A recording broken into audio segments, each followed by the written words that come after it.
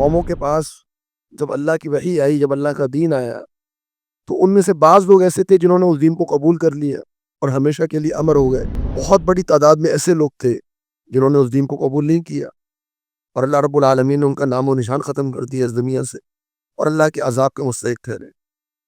تو اللہ رب العالمین نے اپنی اس بات پر تاریخی دلائل دی۔ اللہ رب العالمین چاہے تو پوری مخلوق سے ایک لمحے میں بات کر لے، اور اللہ رب العالمین چاہے تو مجھ پر اور آپ پر اور اس دنیا کے ہر انسان پر اللہ رب العالمین ایک فرشتے کو نازل فرما دے جو اس کو وحی کرے۔ لیکن یہ کرنے سے وہ جو ایک مقصد تھا آزمائش کا، وہ ختم ہو جائے گا۔ نبی صلی اللہ علیہ وسلم کے زمانے میں اگرچہ بیت اللہ میں 360 بت پڑے ہوئے تھے، لیکن پورا جو حجاز تھا وہ 3 بڑے بتوں کو مانتا تھا، لات، عزا، منات، اور چوتھا ایک 4 بت تھے حبل کے نام سے۔ ہود علیہ السلام کی جو قوم تھی، قوم عاد، وہ بھی شرک میں مبتلا ہو چکی تھی، اور انہوں نے بھی اپنے معبود بنا لیے تھے۔ تو نوح علیہ السلام نے دعا فرمائی، اللہ رب العالمین نے ایک ایسا عذاب بھیجا جس کی دنیا میں مثال نہیں ملتی۔ آسمان سے پانی برسا، زمین سے نے پانی اگلا، اور وہ ایک ایسا سمندر پوری زمین پر آیا کہ جس کے نشانات آج بھی پہاڑوں کی چوٹیوں پر موجود ہیں۔ وَلَقَدْ يَسَّرْنَا الْقُرْآنَ لِلذِّكْرِ فَهَلْ مِن مُّدَّكِرٍ۔ الحمدللہ رب العالمین والصلاة والسلام علی اشرف الانبیاء والمرسلین نبینا محمد صلی اللہ علیہ وسلم وعلی آلہ واصحابہ اجمعین، اما بعد۔ سورۃ الاعراف کی تفسیر ہم پڑھ رہے ہیں، اور تقریباً 58 تک آیات تک مکمل ہو گئی ہیں۔ 59 سے انشاءاللہ آج ہم آغاز کریں گے۔ اعوذ باللہ من الشیطان الرجیم۔ لقد ارسلنا نوحا الى قومه فقال یا قوم اعبدوا اللہ ما لکم من الہ غیرہ۔ تحقیق ہم نے بھیجا نوح علیہ السلام کو الی قومہ، ان کی قوم کی جانب۔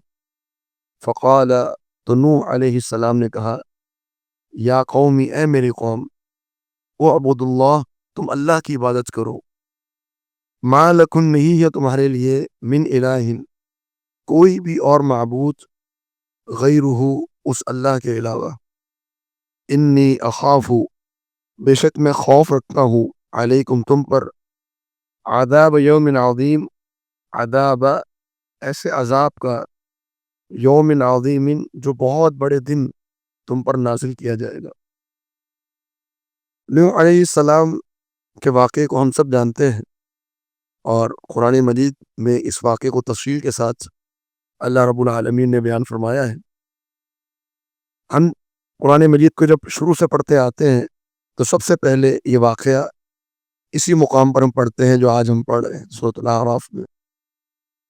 ویسے یہ واقعہ قوم نوح کا اللہ تعالیٰ نے تقریباً 12 مقامات پر ذکر کیا ہے قرآن مجید میں، اور نوح علیہ السلام موسیٰ علیہ السلام کے بعد وہ واحد نبی ہیں جن کو قرآن مجید میں سب سے زیادہ بار ذکر کیا گیا۔ تقریباً ان کا نام جو ہے قرآن مجید میں 43 آیات کے اندر آیا ہے، 43 آیات کے اندر۔ تو نوح علیہ السلام اور ان کا واقعہ، جیسا کہ میں نے ذکر کیا کہ تقریباً 12 آیات میں، 12 صورتوں میں مختلف مقامات پر اللہ تعالیٰ نے ذکر کیا۔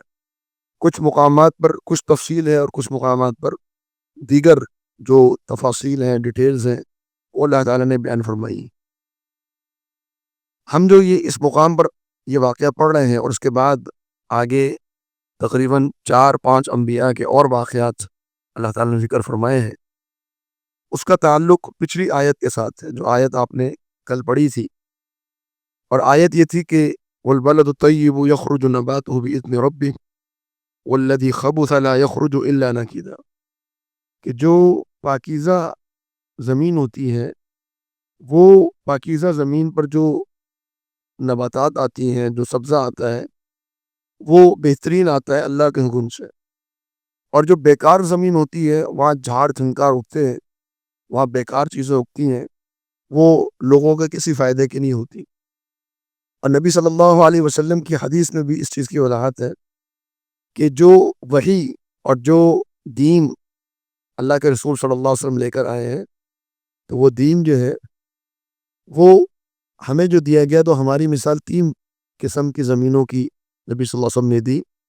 ایک وہ لوگ ہیں، ایک وہ زمین ہے کہ جس پر بارش نازل ہو تو وہاں بارش کا پانی جمع بھی ہو جاتا ہے اور اس میں سبزہ بھی اگاتا ہے۔ سب سے بہترین زمین ہے جب بارش کا پانی جمع بھی ہو اور وہاں سبزہ بھی اگا ہے۔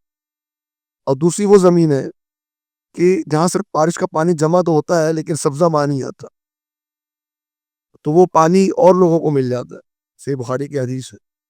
اور تیسری قسم کی وہ زمین ہے کہ جہاں نہ سبزہ اگتا ہے نہ پانی جمع ہوتا ہے، پانی آتا ہے اور بہہ کر نکل جاتا ہے۔ فرمائیں کہ یہ سب سے بیکار زمین ہے جو نہ خود فائدہ لیتی ہے نہ کسی اور کو فائدہ دیتی ہے۔ تو قوموں کی بھی یہی مثال ہے۔ قوموں کے پاس جب اللہ کی وحی آئی، جب اللہ کا دین آیا، تو ان میں سے بعض لوگ ایسے تھے جنہوں نے اس دین کو قبول کر لیا اور ہمیشہ کے لیے امر ہو گئے، ہمیشہ کے لیے زندہ رہ گئے، ہمیشہ کے لیے اللہ رب العالمین کی نعمتوں میں اور اللہ تعالیٰ کی رضامندی میں چلے گئے۔ اور بہت بڑی تعداد میں ایسے لوگ تھے جنہوں نے اس دین کو قبول نہیں کیا، اور اللہ رب العالمین نے ان کا نام و نشان ختم کر دیا اس دنیا سے، اور اللہ کے عذاب کے مستحق ٹھہرے۔ تو اللہ رب العالمین نے اپنی اس بات پر تاریخی دلائل دی۔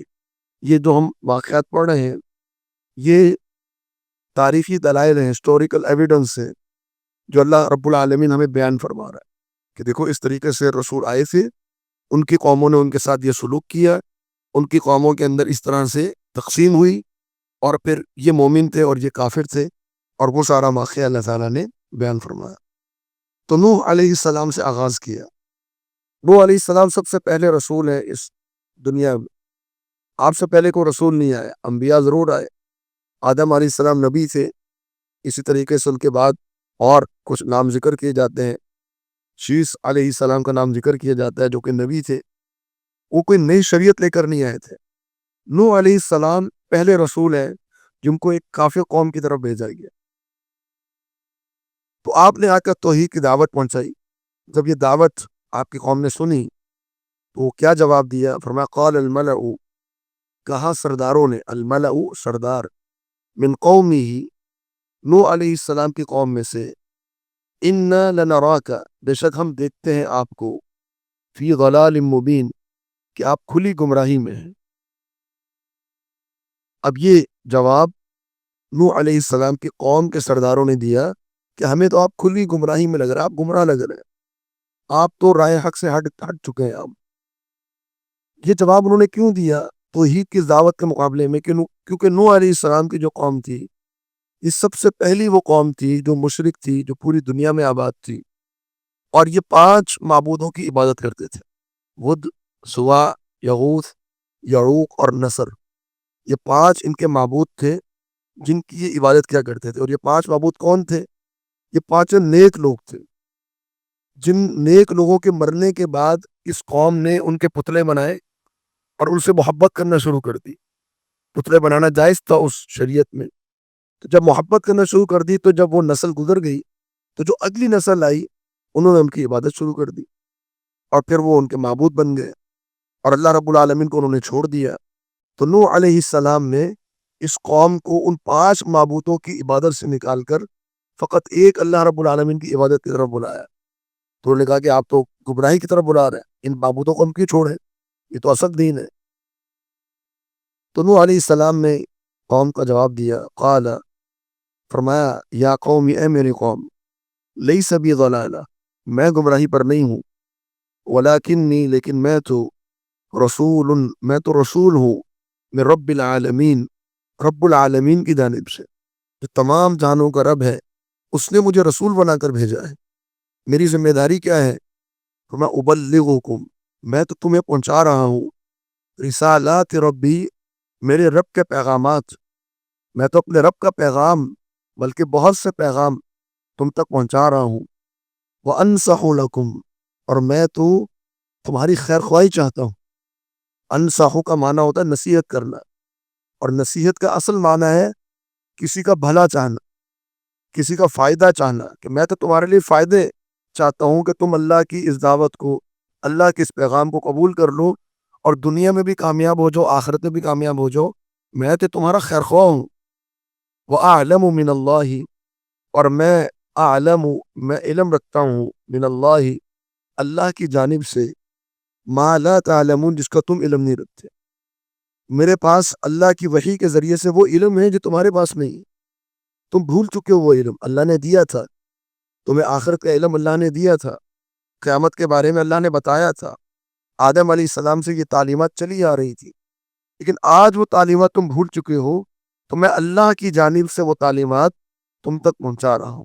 میری یہ ذمہ داری، میں کسی گمراہی پر نہیں ہوں، اور میں تمہاری خیر خواہی چاہتا ہوں۔ پھر ایک بات کہی جو غالباً نوح علیہ السلام نے ان کے اعتراض کے جواب میں کہی تھی، اور یہ بات آپ کو آگے چل کے تمام انبیاء کی جو ہے وہ زبانی سننے کو ملے گی۔ تو لگتا یہی ہے کہ ہر قوم نے اپنے نبی کے اوپر یہ اعتراض ضرور کیا، کہنے لگے کہ اب عجب تم، کیا تم حیران ہو، تعجب کرتے ہو، انجاءکم، یہ کہ آیا ہے تمہارے پاس، ذکر، نصیحت، من ربکم، تمہارے رب کی جانب سے، علی رجل، ایک آدمی پر، منکم، تم میں سے۔ تمہیں اس بات پر حیرانی، تمہیں اس بات پر حیران ہو کہ کیسے اللہ رب العالمین ایک آدمی پر نصیحت نازل کرے۔ اللہ رب العالمین کو تو چاہیے تھا کہ اللہ رب العالمین خود آ کر ہمیں نصیحت کرتا، ان کے ذہن میں یہ بات تھی۔ اللہ رب العالمین خود آ کے ہمیں قائل کرتا، اللہ رب العالمین خود آ کے ہمیں بتاتا، ہم سب کے پاس وہی آتی۔ تو کیا اللہ رب العالمین یہ کر نہیں سکتا تھا؟ اللہ تعالیٰ کر سکتا تھا۔ اللہ رب العالمین چاہے تو پوری مخلوق سے ایک لمحے میں بات کر لے، اور اللہ رب العالمین چاہے تو مجھ پر اور آپ پر اور اس دنیا کے ہر انسان پر اللہ رب العالمین ایک فرشتے کو نازل فرما دے جو اس کو وحی کرے۔ لیکن یہ کرنے سے وہ جو ایک مقصد تھا آزمائش کا، وہ ختم ہو جائے گا۔ آزمائش بھی تو ایک مقصد ہے نا، کہ ایک شخص پر نصیحت نازل کر دی گئی، اس کو تعلیم دے دی گئی، اب ہم نے اس کے پیچھے چل رہا ہے۔ میری یہ ڈیمانڈ، میرا یہ مطالبہ کہ اللہ رب العالمین خود مجھے آ کر نصیحت کرے، پھر تو آزمائش ختم ہوگی، پھر تو میں نے اللہ کو دیکھ لیا، میں نے اللہ کو سن لیا۔ اب غیب پر ایمان لانے والی جو ایک ہمت کرنی تھی، جو ایمان لانا تھا، وہ کہاں گیا؟ وہ تو ختم ہو گیا۔ تو یہ تعجب والی بات نہیں ہے، یہ اللہ کی حکمت کے عین مطابق ہے کہ اللہ رب العالمین نے پوری قوم میں سے ایک آدمی کا انتخاب کیا، اور اس آدمی کے اوپر اللہ رب العالمین نے وہی نازل فرما دی۔ اور اس کا جو ہے وہ اس آدمی کا مقصد کیا ہے؟ لِيُنذِرَكُمْ، تاکہ وہ تمہیں ڈرائے، وَلِتَتَّقُوا، اور تاکہ تم اللہ تعالیٰ کا خوف کرو، وَلَعَلَّكُمْ تُرْحَمُونَ، اور تاکہ تم پر رحم کیا جائے۔ اصل مقصد یہی ہے کہ تمہیں اللہ کی رحمت میں لے جایا جائے، تم اللہ کی رحمت میں آ جاؤ، اصل یہ مقصد۔ تو یہ ایک خلاصہ اللہ رب العالمین نے نوح علیہ السلام کی قوم کا ذکر کیا، چند آیات، فقط 3 آیات ہیں جن میں نوح علیہ السلام کی پوری زندگی کی دعوت کو اللہ رب العالمین نے سمیٹ دیا۔ اور آپ جانتے ہیں کہ نوح علیہ السلام کی جو دعوت تھی وہ کتنے عرصے پر تھی؟ 950 سال، 950 سال، 950 سال نوح علیہ السلام اپنی قوم کو تبلیغ کر رہے ہیں، توحید کی دعوت دے رہے ہیں۔ اللہ رب العالمین نے 950 سال، 950 سال کی تبلیغ کو اللہ تعالیٰ نے 3 آیات کے اندر بیان کر دیا۔ یعنی اصل جو دعوت تھی، اصل جو مشن تھا نوح علیہ السلام کا، وہ یہ مشن تھا۔ تو نوح علیہ السلام کی قوم سب سے پہلی قوم تھی اس دنیا میں جن کی طرف رسول کو بھیجا گیا۔ اور یہ قوم کہاں آباد تھی؟ اس کے بارے میں رائے یہ ملتی ہے کہ یہ عراق کے شہر میں آباد تھی، بابل میں۔ اور یہ کتنا عرصہ پہلے یہ قوم موجود تھی، اس کے حوالے سے بھی چند علماء نے اور مفسرین نے ایک اندازاً ایک تاریخ بیان کی ہے کہ یہ تقریباً 4000 سال قبل مسیح کی یہ قوم تھی، قوم نوح علیہ السلام۔ لیکن ان تاریخ کے حوالے سے ہم کوئی تحقیق نہیں کر سکتے کہ واقعتاً یہ بات ہے یا نہیں ہے، لیکن بہرحال نوح علیہ السلام کی قوم سب سے پہلی قوم تھی، اور پوری دنیا کے اندر یہ قوم واحد قوم تھی جو آباد تھی۔ ان کے علاوہ اور کوئی قوم اس وقت دنیا میں آباد نہیں تھی۔ تو جب نوح علیہ السلام نے تبلیغ کی تو اس کا نتیجہ کیا نکلا؟ وَفَكَذَّبُوهُ، نوح علیہ السلام کو ان کی قوم نے جھٹلا دیا، ان کی قوم نے ان کی دعوت کا انکار کر دیا۔ فَأَنْجَيْنَاهُ، تو ہم نے نجات دی نوح علیہ السلام کو، وَالَّذِينَ مَعَهُ فِي الْفُلْكِ، اور جو نوح علیہ السلام کے ساتھ تھے ان کو کشتی میں سوار کر کے ہم نے نجات دے دی۔ نوح علیہ السلام کے ساتھ کتنے لوگ تھے؟ بعض روایات میں 40 کا ذکر ملتا ہے کہ نوح علیہ السلام کے ساتھ تقریباً 40 تھے۔ بعض روایات میں 10 کا ذکر ملتا ہے، اور بعض میں 30 افراد کا ذکر ملتا ہے۔ زیادہ سے زیادہ جو تذکرہ آتا ہے تاریخ کی روایات میں وہ 40 افراد کا ذکر آتا ہے۔ تو اندازہ لگا لیجئے کہ تقریباً 950 سال کی تبلیغ تھی، اور 950 بندہ بھی ایمان نہیں لایا، صرف 40 افراد تھے جو نوح علیہ السلام پر ایمان لے کر آئے۔ اور پھر ان کا انجام کیا ہوا؟ فرمایا وَأَغْرَقْنَا الَّذِينَ كَذَّبُوا بِآيَاتِنَا، اغرقنا، ہم نے غرق کر دیا ان لوگوں کو جنہوں نے ہماری آیات کی تکذیب کی۔ انہم، بے شک وہ لوگ، کانو ایسے تھے، قومن ایک ایسی قوم تھے، امین جو نابینا ہو چکی تھی، جو اندھی ہو چکی تھی۔ اب وہ اللہ رب العالمین پر ایمان نہیں لانے والے تھے۔ جب آپ اس واقعے کو اور مختلف مقامات پر پڑھتے ہیں، قوم نوح کے واقعے کو، تو تفصیلات معلوم ہوتی ہیں کہ پوری دنیا میں یہ قوم آباد تھی، اور جو طوفان آیا وہ طوفان نوح علیہ السلام کی دعا کے نتیجے میں آیا۔ نوح علیہ السلام نے دعا کی، جس دعا کا ذکر اللہ رب العالمین نے سورہ نوح کے اندر فرمایا ہے، جو کہ 29ویں پارے کی صورت ہے۔ اور اس میں انہوں نے دعا یہ کی کہ اللہ اس دنیا میں کسی ایک کافر کو بھی نہ چھوڑنا، ایک کافر بھی یا اللہ تیری اس دنیا میں آباد نہ ہو، سب کو ختم کر دیا جائے، پھر جو قوم آئے گی نا وہ مومن ہوگی۔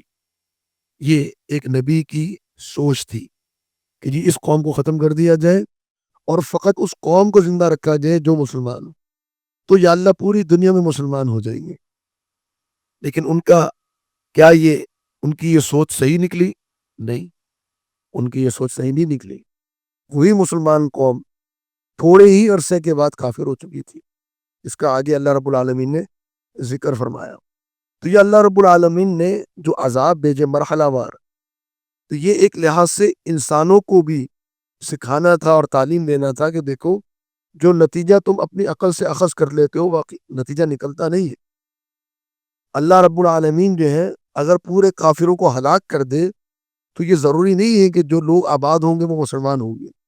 اس کے برعکس نبی کریم صلی اللہ علیہ وسلم سے جب کہا گیا کہ اللہ کے رسول صلی اللہ علیہ وسلم آپ حکم دیجئے اس کافر قوم کو دو پہاڑوں میں مسل کے ختم کر دیا جائے، تو نبی صلی اللہ علیہ وسلم نے وہ بات فرمائی جو واقعتاً عقل کے مطابق بھی ہے اور اللہ کی حکمت کے مطابق بھی ہے، اور جو میری اور آپ کی تعلیم کے لیے ضروری ہے۔ آپ صلی اللہ علیہ وسلم نے فرمایا کہ نہیں، میں یہ امید رکھتا ہوں کہ اس قوم کی نسلوں میں ایسے لوگ آئیں گے جو ایمان لے کر آئیں گے۔ یہ وہ امید ہے اور یہ وہ تعلیم ہے، یہ وہ نصیحت ہے کہ نبی صلی اللہ علیہ وسلم اپنی اس امت کو دے گئے کہ دیکھو موجودہ حالات کو دیکھ کر نتائج اخذ نہ کیا کرو، آئندہ کی منصوبہ بندی رکھو، آئندہ کے لیے پر امید رہو کہ آئندہ کے جو حالات ہوں گے وہ میرے حق میں بہتر ہوں گے، کیونکہ اللہ رب العالمین نے ہمیں یہ خبر دی ہے کہ ہمیشہ جیت جو ہوتی ہے وہ حق کی ہوتی ہے، باطل مغلوب ہوتا ہے ہمیشہ۔ تو لہٰذا ہمیں اس امید کے اوپر اپنا معاملہ جو ہے وہ قائم رکھنا چاہیے۔ تو نوح علیہ السلام نے دعا فرمائی، اللہ رب العالمین نے ایک ایسا عذاب بھیجا جس کی دنیا میں مثال نہیں ملتی۔ آسمان سے پانی برسا، زمین سے نے پانی اگلا، اور وہ ایک ایسا سمندر پوری زمین پر آیا کہ جس کے نشانات آج بھی پہاڑوں کی چوٹیوں پر موجود ہیں۔ اور اللہ رب العالمین نے حکم دیا نوح علیہ السلام کو کہ آپ ایک کشتی بنائیے، اور اس کشتی میں مسلمانوں کو بھی سوار کر لیا گیا، اور اس زمین پر بسنے والے تمام جانوروں کا ایک ایک جوڑا اللہ رب العالمین نے اس کشتی پر سوار کرنے کا حکم دیا۔ کیوں؟ کیونکہ اس زمین پر کوئی ایک جگہ بھی ایسی نہیں تھی جہاں پر کوئی ایک جانور بھی زندہ بچ پائے، تو اللہ رب العالمین نے ہر جانور کا ایک ایک جوڑا اس میں سوار کرنے کا حکم دیا۔ تو ایک عجیب ہی وہ معاملہ تھا اور ایک عجیب عذاب تھا اللہ رب العالمین کا، اور پوری دعا آپ نوح علیہ السلام کی اللہ تعالیٰ نے پوری فرما دی۔ تو یہ قوم نابینا ہے۔ نابینا کس معنی میں؟ کہ یہ قوم اللہ رب العالمین کے حق کو دیکھنے سے قاصر ہے۔ اس کے بعد پھر اللہ تعالیٰ نے اگلی قوم کا واقعہ بیان فرمایا، وَإِلَىٰ عَادٍ، اور قوم عاد کی جانب اخاہم، ہم نے بھیجا ان کے بھائی ہود علیہ السلام کو۔ اخاہم کا جو لفظ ہے یہ ویسے ہونا چاہیے اخوہم واو کے ساتھ، لیکن چونکہ اس میں ایک فعل یہاں پر موجود نہیں ہے، جملے میں ذکر نہیں ہوا، وہ فعل وہی ہے جو آپ نے پڑھا لقد ارسلنا نوحا الی قومہ۔ تو نوحن کے اوپر جو زبر ہے اس سے معلوم ہو رہا ہے کہ بھیجا گیا نوح علیہ السلام، اس کو ہم کہتے ہیں مفعول۔ تو الی عاد، بھیجا گیا عاد کی طرف، اخاہم ان کے بھائی، ہود علیہ السلام کو۔ تو بھیجنے کے الفاظ آیت میں بظاہر موجود نہیں ہے لیکن جملے میں موجود ہے۔ اس کو عربی گرامر میں کہتے ہیں ہڈن ہونا، کسی چیز کا محذوف ہونا، جو جملے کے اندر ذکر نہیں کی جاتی لیکن وہ محذوف ہوتی ہے۔ تو ہم نے بھیجا عاد کی طرف ان کے بھائی ہود علیہ السلام کو۔ قال، ہود علیہ السلام نے فرمایا، یا قوم، اے میری قوم، اعبدوا اللہ، تم اللہ کی عبادت کرو، ما لکم، نہیں ہے تمہارے لیے، من الہ، کوئی معبود، غیرہ، اللہ کے علاوہ، افلا تتقون، کیا پس تم اللہ تعالیٰ سے ڈرتے نہیں؟ تو یہ گفتگو ہو رہی ہے ہود علیہ السلام کی اپنی قوم سے۔ اس سے معلوم ہو رہا ہے کہ ہود علیہ السلام کی جو قوم تھی، قوم عاد، وہ بھی شرک میں مبتلا ہو چکی تھی، اور انہوں نے بھی اپنے معبود بنا لیے تھے، اور 3 یا 4 معبودوں کا تذکرہ ملتا ہے جو ہود علیہ السلام کی قوم عاد نے بنائے تھے۔ ایک کا نام ہب ذکر کیا جاتا ہے، ایک کا نام عطش ذکر کیا جاتا ہے، ایک اور نام بھی جو ہے وہ ذکر کیا جاتا ہے۔ تو 3 یا 4 انہوں نے بھی اپنے بڑے بڑے مشہور معبود بنائے ہوئے تھے، اور یہ چیز نسل در نسل اس ہماری انسانوں میں چلتی آ رہی۔ نبی صلی اللہ علیہ وسلم کے زمانے میں اگرچہ بیت اللہ میں 360 بت پڑے ہوئے تھے، لیکن پورا جو حجاز تھا وہ 3 بڑے بتوں کو مانتا تھا، لات، عزا، منات، اور چوتھا ایک 4 بت تھے حبل کے نام سے۔ یہ 4 بت تھے، ان کو پورا حجاز مانا کرتا تھا۔ جیسے آج ہمارے یہاں بھی مسلمانوں نے ویسے تو بہت سے پیر بنائے ہوئے، بہت سے مزارات بنے ہوئے، لیکن مشہور و معروف جو جن سے سلسلہ جا کے جڑتا ہے وہ 4-5 آپ کو نظر آئیں گے۔ کوئی داتا ہے، کوئی گنج بخش ہے، تو کوئی قلندر ہے، تو یہ ہمارے مسلمانوں نے بھی بنا لی۔ اسی طریقے سے جب آپ ہندوؤں میں جائیں گے تو ہندوؤں میں لاکھوں کروڑوں آپ کو معبود ملیں گے، لیکن وہ بھی جا کر اوپر وہ بھی ان کے سلسلے 2-3-4 جو بڑے بڑے مشہور ان کے جو بت ہیں ان سے جا کر ملتے ہیں۔ تو یہ شیطان نے یہ طریقہ اپنایا ہے کہ انسان کو شرک کے اندر مبتلا کر دیتا ہے، 4-5 شخصیات کو وہ محبت ڈال دیتا ہے ان کی، اور پھر ان کی عبادت شروع ہو جاتی ہے۔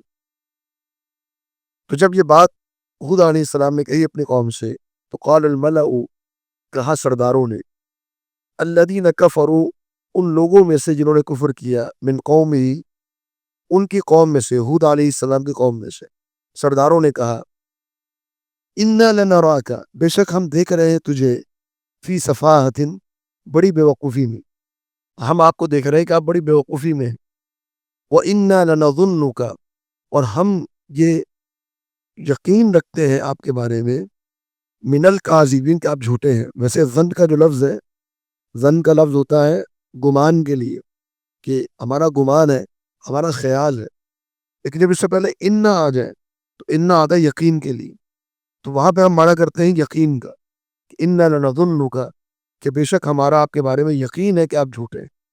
اب یہ ہود علیہ السلام کی جو قوم ہے، قوم عاد، یہ ہود علیہ السلام سے یہ بات کہہ رہی ہے۔ اس قوم کا بھی تھوڑا سا تعارف ہمیں ہونا چاہیے۔ یہ قوم عاد جو ہے یہ نوح علیہ السلام کا ایک بیٹا تھا سام، اس کی 5ویں پشت میں جا کر ایک بیٹا آیا تھا جس کا نام ہے عاد۔ یہ اسی قوم عاد، اسی باپ کی طرف اس کی نسبت ہے، عاد کی طرف۔ یہ بہت ہی سخت اور بڑی طاقتور قوم تھی۔ ان کی طاقت اتنی تھی کہ اللہ رب العالمین نے ان کے بارے میں فرمایا کہ ارم ذات العماد التی لم یخلق مثلها فی البلاد۔ اللہ رب العالمین فرماتا ہے کہ ایسی قوم تھی قوم عاد کہ ان جیسی قوم اس دنیا میں پیدا ہی نہیں کی گئی۔ اتنی طاقتور قوم تھی، اتنی طاقت تھی ان کے پاس کہ آدم علیہ السلام سے لے کر قیامت تک ایسی قوم نہ کبھی آئی ہے نہ کبھی آئے گی۔ بڑا جسم تھا ان کا، بڑی طاقت تھی ان کے پاس، اور یہ پوری دنیا میں انہوں نے ظلم مچا رکھا تھا قوم عاد نے، اور پھر وہی شرک میں مبتلا ہو گئے تھے۔ ان کے اندر برائیاں بہت سی تھی، ظلم بھی کرتے تھے، لوٹ مار بھی کرتے تھے، بدکاری بھی کرتے تھے، لیکن ہود علیہ السلام نے پہلی دعوت جو دا کر دی وہ توحید کی دعوت تھی کہ توحید کی طرف آ جاؤ اور اپنی اصلاح کر لو۔ تو ان کے جو سردار تھے انہوں نے یہ جواب دیا کہ ہم تو دیکھ رہے ہیں کہ آپ بیوقوف ہیں۔ نعوذ باللہ، انبیاء کو بیوقوف کہنا، ان کی توہین کرنا، ان کی گستاخی کرنا، یہ ہر قوم کے اندر موجود رہا۔ تو بڑے تحمل کے ساتھ، بڑے صبر کے ساتھ ہود علیہ السلام نے جواب دیا، قال، فرمایا، یا قوم، اے میری قوم، لیس بی سفاہہ، میں بیوقوف نہیں ہوں، لیس بی نہیں ہوں میرے ساتھ سفاہۃ بیوقوفی، میں بیوقوف نہیں ہوں، ولیکنی، لیکن میں تو رسول من رب العالمین، اللہ رب العالمین کی جانب سے رسول ہوں، ابلغکم، میری ذمہ داری ہے کہ میں تمہیں پہنچاؤں رسالات ربی، تمہارے رب کے پیغامات، وانا لکم، اور میں تمہارے لیے ناصح، بہت خیرخواہ ہوں، امین، بڑا امانت دار ہوں۔ تو میں تو جو اللہ کا پیغام آ رہا ہے بڑی امانت کے ساتھ، اس میں کوئی بھی اضافہ کر کے یا کوئی کمی کر کے نہیں پہنچاتا، جیسے اللہ نے پیغام دیا ہے ویسے آپ تک پہنچا دیتا ہوں۔ تو میری تو ذمہ داری یہ ہے، اب تم چاہے مجھے بیوقوف کہو، چاہے تم مجھے جھوٹا کہو، جو تم نے مجھ پر تہمت لگانی ہے وہ تمہاری مرضی ہے، میری ذمہ داری یہ ہے کہ میں تم پر اللہ کا جو پیغام ہے وہ امانت داری کے ساتھ پہنچا دوں۔ پھر وہی اعتراض کا جواب کہا، اب عجب تم، کیا تم تعجب کرتے ہو، ان جاءکم، کہ آ گیا تمہارے پاس، ذکر من ربکم، تمہارے رب کی جانب سے ذکر، نصیحت، علی رجل، ایک آدمی پر، منکم، تم میں سے، تمہیں اس بات پر تعجب ہے؟ ان کو تعجب تھا، وہ انکار اس لیے کرتے تھے، کبھی بتانا تو اللہ ہم سب کو بتائے، تم کون ہوتے ہو کہ تمہیں اللہ نے بتایا، تمہاری کیا حیثیت ہے، تمہارا کیا مقام ہے، تمہارا اسٹیٹس کیا ہے اس سوسائٹی میں کہ تمہیں اللہ رب العالمین نے انتخاب کر لیا، تم اپنے منہ میاں مٹھو بن رہے ہو، تم اپنے آپ کو بڑا رسول کہہ رہے ہو، تمہارا اسٹیٹس کیا ہے؟ تو یہ قوموں کے اندر جس کو کہتے ہیں نا کہ ایک سوچ اور فکر پروان چڑھتی ہے کہ جی جو اسٹیٹس والا آدمی ہے نا اسی کو ہی ہدایت مل سکتی ہے اور وہی صحیح راستے پر ہو سکتا ہے، جو غریب آدمی ہو یا جو کمزور آدمی ہو جس کی سوسائٹی میں کوئی حیثیت نہ ہو تو وہ جو ہے اس کو کوئی حق نہیں مل سکتا۔ تو فرمایا کہ تم تعجب کرتے ہو کہ ایک آدمی پر، ایک عام آدمی پر اللہ رب العالمین نے ایک نصیحت نازل کر دی، اور اس کی ذمہ داری کیا ہے، لینذیرکم، تاکہ وہ تمہیں ڈرائے، تاکہ تمہیں ڈرائے۔ تو ڈرانا ضروری ہے، صرف خوشخبریاں دینا اور صرف جو ہے نا وہ اچھی اچھی باتیں کرنا اور میٹھی میٹھی باتیں کرنا یہ انبیاء کا مقصد اور مشن نہیں رہا۔ ڈرانا اللہ کے عذاب سے، اللہ کے غضب سے، اور اللہ رب العالمین کی جہنم سے، اور جو انجام ہونے والا ہے اس سے، موت سے، قبر سے، انبیاء علیہ السلام ڈرایا کرتے تھے۔ تو یہ ڈرانا بھی ذمہ داری ہے۔ وَاذْكُرُوا، اور پھر کہنے لگے کہ تم یاد کرو، اذ جعلکم خلفاء، جب اللہ نے تمہیں بنایا خلفاء، یعنی بعد میں آنے والے، من بعد قوم نوح، قوم نوح کے بعد، قوم نوح کے بعد اللہ نے تمہیں بسایا اس زمین کے اندر، تمہیں قوم نوح کا جانشین بنایا۔ نوح علیہ السلام کی قوم تباہ ہو گئی تھی، پھر اللہ رب العالمین نے دوبارہ سے نوح علیہ السلام کو اس زمین میں بسایا، ان کی نسل سے تمہیں چلایا، آج تمہیں آباد کر دیا، اور دیکھو تم کتنے طاقتور ہو۔ اور یہ قوم کہاں آباد تھی؟ قرآن مجید میں سورۃ الاحقاف کے اندر اللہ رب العالمین نے بیان فرمایا کہ یہ قوم احقاف میں آباد تھی۔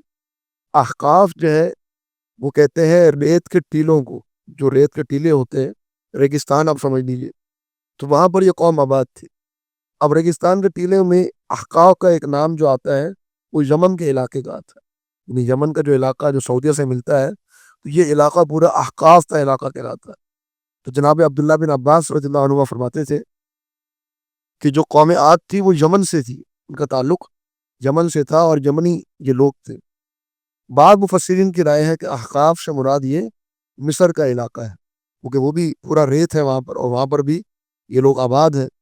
اور ان کی طاقت کے تعلق سے بعض تاریخ دانوں کی یہ رائے ہے کہ یہ جو اہرام مصر ہے اس کی تعمیر قوم عاد نے کی ہے، کیونکہ یہ کسی عام انسان کی تعمیر نہیں ہو سکتی، جس کا قد 6 فٹ ہو اور جو اتنے بھاری بھرکم جو پتھر ہے، جو کئی 100 ٹنوں کا پتھر ہے، اس کو ہلانا اور اس کو ایکوریٹ اپنی جگہ پر لگانا اور اس کی اتنی منزلوں پر اوپر لے جا کر اس کو وہاں پر فکس کرنا اور پورا احرام تعمیر کرنا، یہ ایک عام آدمی کی بس کی بات نہیں ہے، خصوصاً جبکہ اس دور میں ایسی مشینریز نہیں ہوتی تھی۔ اور سورۃ الفجر میں جو اللہ رب العالمین کو فرمانا ارم، تو ارم سے احرام نکلا ہے۔ تو بعض علماء نے یہ چیز بھی ذکر کی ہے، لیکن ہمارے پاس نہ اس کا ثبوت ہے نہ اس کا ثبوت ہے، دونوں روایات کے طور پہ ہمارے پاس موجود ہیں، لیکن ہم کسی ایک کی بھی تصدیق نہیں کر سکتے۔ تو بہرحال اللہ رب العالمین نے ان کو طاقت و قوت دی تھی اور قوم نوح کے بعد ان کو آباد کیا تھا۔ اور آگے فرمایا کہ وَزَادَكُمْ فِي الْخَلْقِ بَسْطًا، وَزَادَكُمْ اور اضافہ کیا تمہیں فی الخلق کی تخلیق میں بسطتاً کشادگی۔ اللہ رب العالمین نے تمہیں تمہاری تخلیق بڑی کشادگی دی ہے تمہیں تخلیق، تو بڑے ان کے لمبے قد تھے، کتنے لمبے قد تھے وہ ہم تصدیق نہیں کر سکتے اس کی۔ بعض علماء نے ذکر کیا تابعین میں سے کہ 100 ہاتھ، یعنی آپ 100 میٹر سمجھ لیجئے، وہ تقریباً 100 میٹر ان کی لمبائی تھی۔ جو برج خلیفہ ہے آج میرا خیال ہے 110 میٹر کا برج خلیفہ ہے، اس سے ہم اندازہ کر لیں کہ کیا ان کی لمبائی ہوگی۔ تو یہ جو لمبائی تھی ان کی قوم عاد کی، اس کے بارے میں یہ ذکر آتا ہے، لیکن یہ بات سمجھ میں اس لیے نہیں آتی کیونکہ نبی صلی اللہ علیہ وسلم کی حدیث ہے کہ آپ نے فرمایا کہ آدم علیہ السلام کی جو لمبائی تھی وہ 60 ہاتھ تھی، یعنی 60 میٹر تھی، اور پھر اللہ رب العالمین نے نسل انسانی کی جو لمبائی ہے وہ کم کرتا رہا، یہاں تک کہ آج تم دیکھ رہے ہو کہ کس طرح انسان موجود ہے۔ وہ 60 ہاتھ تھی اور وہاں سے اب جو ہے وہ 6 فٹ جو ہے وہ انسان کی تخلیق ہے، تو 100 ہاتھ نہیں ہو سکتی، آدم علیہ السلام سے کم ہی ہوگی۔ یہ بار اللہ رب العالمین نے ان کو قوت اور طاقت عطا فرمائی تھی۔ فَاذْكُرُوا آلَاءَ اللَّهِ، فَاذْكُرُوا تم یاد کرو آلَاءَ اللَّهِ اللہ کی نعمتوں کو۔ آلہ کہتے ہیں اللہ کی نعمت سے، جیسے ہم سورۃ الرحمن میں پڑھتے ہیں فَبِأَيِّ آلَاءِ رَبِّكُمَا تُكَذِّبَانِ، تو آلہ علی کی جمع ہے اور علی کہتے ہیں نعمت کو۔ تو یاد کرو اللہ کی نعمتوں کو، لعلکم تفلحون، تاکہ تم فلاح پاؤ۔ اللہ کی نعمتوں کو یاد کرو سے مراد یعنی جو اللہ نے نعمتیں کی ہیں ان کا تم شکر ادا کرو، اور تم مانو اس چیز کو کہ یہ نعمت اللہ نے دی ہے نہ کہ غیر اللہ نے دی ہے، اس چیز کو تم تسلیم کرو، اس پر ایمان لے کرو۔ قالوا انہوں نے کہا اجئتنا، اے ہود کیا تو آیا ہے ہمارے پاس، لنعبد اللہ وحدہ، اس لیے کہ ہم اللہ کی عبادت کریں، وحدہ اس اکیلے کی، ونذر اور ہم چھوڑ دیں، ما کان یعبد جس کی عبادت کرتے تھے، آباؤنا ہمارے آباء و اجداد۔ تم اس لیے آئے ہو ہمارے پاس کہ ہم صرف اللہ کی عبادت کریں بس، باقی سب کو چھوڑ دیں؟ یعنی سوال بھی کس قدر عجیب، ہاں اسی لیے آئے ہیں، شرک سے نکال کے توحید کی طرف بلانے کے لیے آئے، لیکن قوم کو توحید جو ہے وہ ہضم نہیں ہوتی، توحید کی بات سمجھ نہیں آتی۔ آپ باقی دنیا کی ساری باتیں کر لیں لیکن توحید کی طرف لے کر آئیں گے وہ ہتے سے اپھڑ جائے گی، آپ کی باتیں ہی سنیں گے۔ کیسے ہو سکتا ہے کہ ہم ان پیروں کو اور ان مزاروں کو اور ان اپنے مجاگروں کو چھوڑ دیں؟ تو اس لیے آئے ہو کہ ہم اللہ کی عبادت کریں اور باقی سب کو چھوڑ دیں۔ فَأْتِنَا بِمَا تَعِدُنَا، فَأْتِنَا پس تو لے آ ہمارے پاس، بِمَا تَعِدُنَا جس کا تو ہم سے وعدہ کرتا ہے، ان كُنتَ مِنَ الصَّادِقِينَ اگر تو ہے سچوں میں سے، یعنی ہم تیری اس بات پر ایمان نہیں لا رہے، لیکن اگر تیرا یہ وعدہ ہے ہم سے کہ اللہ رب العالمین کا عذاب آئے گا، لے آؤ عذاب، اللہ کا عذاب لے آؤ۔ ہم توحید پر ایمان نہیں لائیں، اللہ کا عذاب ہمیں قبول ہے لیکن ہم اپنے معبودوں کو نہیں چھوڑیں گے۔ قال ہود علیہ السلام نے فرمایا قد وقع، تحقیق واقع ہو گیا، علیکم تم پر، من ربکم تمہارے رب کی جانب سے، رجسن، رجس، رجسن ویسے کہتے ہیں ناپاکی کو، پلیدی کو، لیکن یہاں پر علماء نے اس سے منع کیا عذاب۔ رجسن بعض علماء نے ذکر کیا کہ سین جو ہے یہ تبدیل ہو گئے زا سے، اصل میں تھا رجزن، اور رجزن کہتے ہیں عذاب کو۔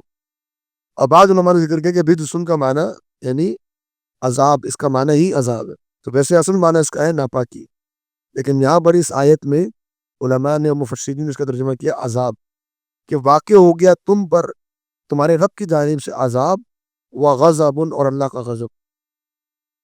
واقع ہو گیا سے مراد کیا ہے؟ یعنی جو تمہارے اندر نشانیاں پائی جا رہی ہیں، اس کا مطلب یہ ہے کہ تم عذاب کا شکار ہوگے۔ تمہارا شرک پر ڈٹے رہنا یہ اس بات کی دلیل ہے کہ اللہ رب العالمین نے تمہیں عذاب میں لپیٹ میں لے لیا۔ اللہ رب العالمین تمہیں عذاب دے گا، تمہارا شرک پر ڈٹے رہنے کی دلیل ہے۔ اتجادلوننی، کہ تم جھگڑا کر رہے ہو مجھ سے، فی اسمائن، ان چند ناموں کے بارے میں، سمیتموہا، جن کو تم نے خود رکھا ہے، انتم، تم نے، و آباؤکم، اور تمہارے آباء و اجداد نے، ان چند ناموں پر تم لڑ رہے ہو۔ اس کے پیچھے تو شخصیات بھی موجود نہیں، اس کے پیچھے تو کوئی کردار بھی موجود نہیں، چند نام ہے کہ تم نے خود گھڑ دی۔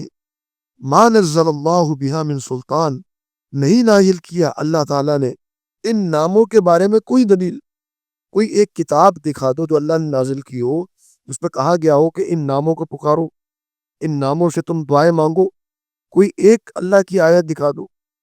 یہی بات آج ہم بھی کرتے کہ اللہ کے بندوں دکھا دو کہیں اللہ نے کہا ہو کہ میرے علاوہ داتا سے بھی مانگ لینا، میرے علاوہ پنجتن پاک سے بھی مانگ لینا، میرے علاوہ رسول سے بھی مانگ لینا، میرے علاوہ قلندر کو بھی پکار لینا، میرے علاوہ بھی کوئی مشکل کشا ہے، میرے علاوہ بھی کوئی حاجت روا ہے، دکھا دو کوئی ایک آیت۔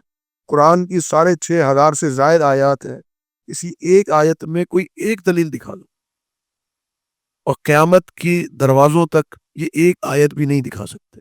اس کا معنی یہ ہے کہ جو شرک کرنے والے جو ان کے دلائل ہیں وہ سب ان کے اپنے بنائے ہوئے، اپنی عقل سے اور اپنی طرف سے خود ساختہ باتیں ہیں، دین کے اندر اس کی کوئی گنجائش موجود نہیں۔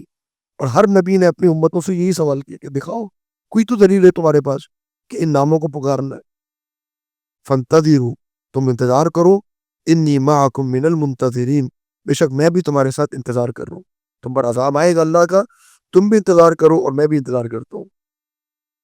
فَأَنْجَيْنَاهُ، اللہ رب العالمین نے خلاصۃ ذکر کیا، فَأَنْجَيْنَاهُ، ہم نے نجات دے دی ہود علیہ السلام کو، وَالَّذِينَ مَعَهُ، اور ان لوگوں کو جو ان کے ساتھ تھے، بِرَحْمَةٍ مِنَّا، اپنی رحمت کے ساتھ، وَقَطَعْنَا، اور کاٹ دیا ہم نے، دابر الذین کذبوا بآیاتنا، دابر کہتے ہیں جڑ کو، جو زمین کی جڑ ہوتی، جو درخت کی جڑ ہوتی زمین میں، اور ہم نے ان کی جڑ کاٹ دی ان لوگوں کی، کذبوا بآیاتنا، جنہوں نے ہماری آیات کی تکذیب کی، وما کانوا مؤمنین، اور وہ تھے ہی نہیں ایمان لانے والے۔ اب وہ ایمان انہوں نے لانا ہی نہیں تھا، اللہ رب العالمین کے علم میں تھا کہ ان لوگوں نے اب ہمیشہ اللہ تعالیٰ کا انکار ہی کرنا ہے اور ایمان نہیں لے کر آنا، تو ہم نے ان کی جڑ کو کاٹ دیا، ان پر عذاب نازل کیا، اور باقی قوم کو جو ہے وہ تباہ کر دیا، اور صرف قوم عاد میں سے ہود علیہ السلام اور چند لوگ جو ایمان لائے تھے وہ محفوظ رہ گئے۔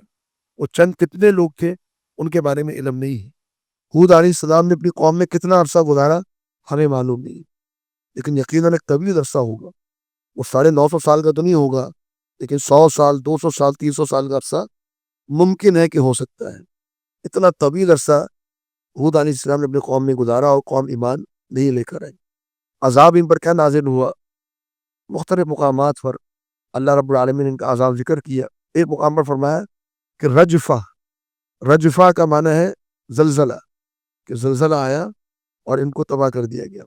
یہ قوم ثمود کے بارے میں بھی ذکر ہوا، لیکن قوم عاد کے بارے میں صراحت کے ساتھ ایک اور مقام پر اللہ رب العالمین نے ذکر فرمایا، جو کہ سورہ القمر کے اندر فرمایا کہ ان پر ٹھنڈی ہوا بھیجی گئی تھی، تیز آندھی ان پر نازل بھیجی گئی تھی، اور یہ تیز آندھی ان کے اوپر تقریباً 7 دن اور 8 راتیں ان پر مسلط رہی، 8 راتیں اور 7 दिन इनके ऊपर जो है वो अल्लाह रब्बुल आलमीन ने मुसल्लत फरमाई इस ठंडी ठंडी जो है वो हवा को, आंधी को। और फिर उस हवा ने क्या किया, इनको उखाड़ कर बाहर फेंका और इनको जो है वो बिल्कुल इनका भुरकस निकाल दिया। एक आयत में अल्फाज फरमाया, ऐसे लग रहा था कि जैसे खजूर के तने गिरे हुए, और ऐसे लग रहा था कि जैसे खजूर के तनों का जो वो भूसा पड़ा हुआ हो। यानी जैसे आप खजूर के तने को गिरा के उस पर किसी हाथी को चला दें और उसका भूसा पड़ा हुआ हो, मैं ऐसी ये कौम अपने अपनी इलाकों के अंदर बिखरी पड़ी थी और ऐसा लग रहा था जैसे खजूर के तने पड़े हुए हो। तो एक शख्स को भी अल्लाह रब्बुल आलमीन ने इनमें से नहीं बख्शा था। तो ये अल्लाह ताला का अजाब इन पर नाजिल हुआ। ये दूसरी कौम थी इस ज़मीन पर, इनको अल्लाह रब्बुल आलमीन ने अपने अजाब के साथ तबाह बर्बाद फरमाया। इसके बाद अल्लाह ताला ने एक और कौम का जिक्र किया जो कि इसी नस्ल से आगे चले, कौम आद से, जिनको आदे सानी भी कहते हैं। कौम समूद इनका नाम था। इनका वाक़या अल्लाह रब्बुल आलमीन ने काफ़ी तफसील के साथ बयान फरमाया है। इंशाअल्लाह आइंदा 10 में इस वाक़े को पढ़ेंगे और समझने की कोशिश करेंगे। आज से हमारा वक्त मुकम्मल हो गया।